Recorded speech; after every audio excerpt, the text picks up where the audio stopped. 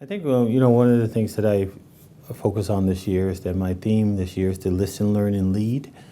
I want to listen to lots of different people. I want to be placed in the spaces that would allow me to get the feedback and the input. I want to be super absorbent about what people are saying, and I want to learn from that, and then move into the leadership. Now, the leadership has to happen simultaneously, right? But I'm not, I'm not coming here drinking urgency from the fire hydrant. I'm coming here to pace myself. I want to be here for a long time. I want to offer this institution the stability it needs, and I want to do this work in a distributed way. There's just been a tremendous amount of turnover at the university, especially at the administration level, and Right. obviously your position included in that. Does losing that kind of institutional knowledge worry you? Does anything about that worry you, and how do you want to address that? Yeah, so one of the things when I came around the table and we were just asking about the perception of the institution and how do we offset any sort of perceptions,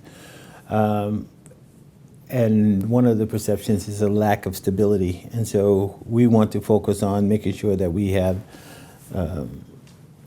we're moving our interims to full-time folk. We're trying to hire cabinet folk. We're looking for a vice chancellor of student affairs, and we're also looking for a vice chancellor of advancement.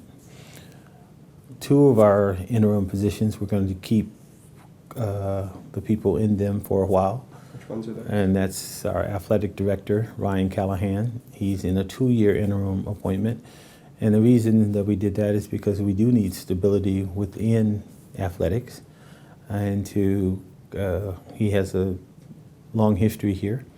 And then we're also going to maintain our interim provost, Greg Cook, who's been here for 30 plus years. And I think that having that mixture of the historical and the new is a good mix. But by having the historical, you also have a sense of stability. As a new chancellor, I need to know the history. Mm-hmm. You're obviously aware of the circumstances of your predecessor's resignation from the job. How are you going to manage that dynamic with her still teaching at the university, and how do you regain campus and community trust for those who have had their trust shaken just given the circumstances of the last year? Yeah. So I said when it comes to that situation that it's a situation, it was situational, it's not systemic. What happened in the past is a private and personal situation. It has been dealt with. When it comes to the chancellor working here at the institution, she has tenure within the psychology department. It's a part of her contracted right to teach within her tenure department, and I'm glad she's on board. How are you planning to address declining enrollment? Well, one thing we want to do is to make sure that that we are hitting the pockets of folk who might be interested in college and the university and might not know that Whitewater is an option for them. And so with the shifting of demographics where there is fewer white folks that are coming to college and more students of color, we have to diversify our marketing to make sure that we are connecting with those folks who are coming to college. And not that white folks aren't coming to college, it's just that they're not coming to college there's fewer of them. So the masses have shifted somewhat. And I think our marketing has to catch up with that. And so being in critical places that have a critical mass of diverse folks is something that we're trying to do. We also feel like we have a value proposition that we need to push out a little bit more. We're less expensive than most of the four-year institutions. We have a wonderful waterfront door with Rock County. We want to connect that more readily. And so I think we have to be more externally aggressive as opposed to just hoping people will discover us. What are the next steps in the partnership with the school, formerly known as UW-Rock County, obviously a part of Whitewater now? What are the next steps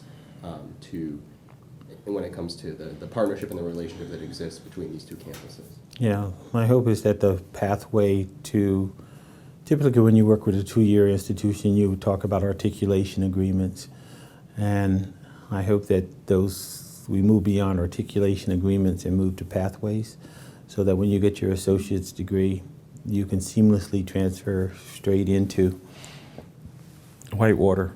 Or if we can move to dual degrees where you, at the beginning, you start your degree program at Rock County. And so you're dual enrolled at Rock County at the same time that you're enrolled at Whitewater.